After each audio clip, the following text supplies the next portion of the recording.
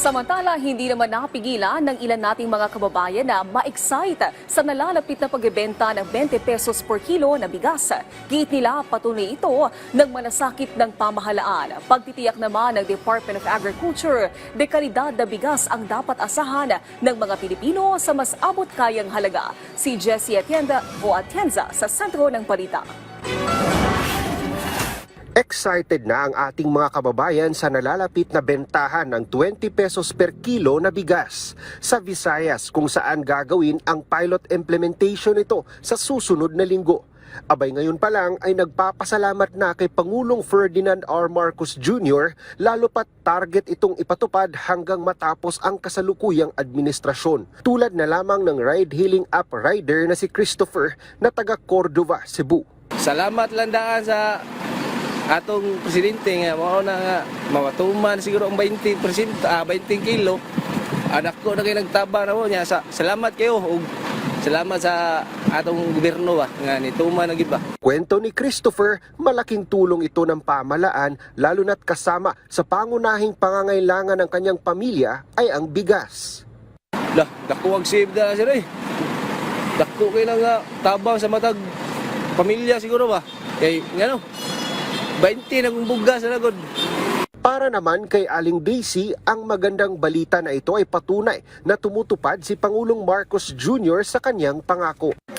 Binay usa sa rason nga kanaganing nakadaog natong presidente kay tungod na ng 20 kilong bugas. Butar ka niya ma?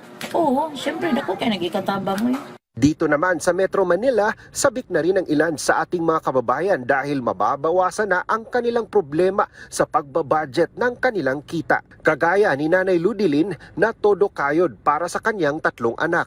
Tinitiis niya ang maglinis ng kuko ng kanyang customers para makabili ng bigas.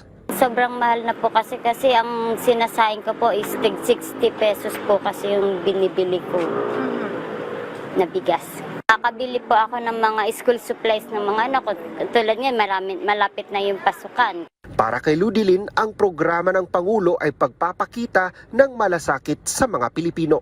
Sobrang saya siguro kasi hindi na kailangan ng maraming trabaho, hindi na kailangan maraming pagkudkud ng paa para makabili ng bigas, ganun. Kaya siguro sobrang saya ko po pagka natupad po niya yun na 20 pesos lang ang kilo ng bigas.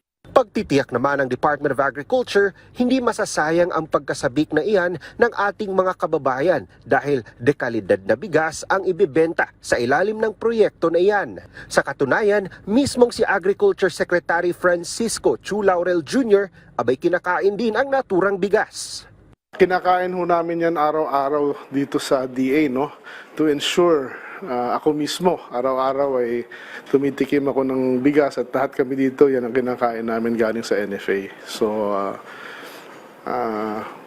it's good. We're trying to do our best to do the job that yung aming mandato, and part of it is giving the best quality rice that we can process, no, for the consumers.